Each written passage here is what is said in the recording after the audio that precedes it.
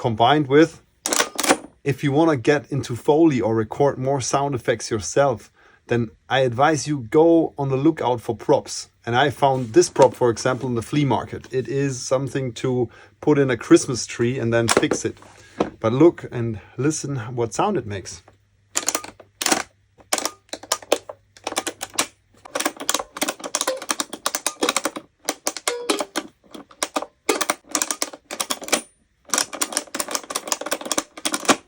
So you can do so many things with that. For example, a machine gun.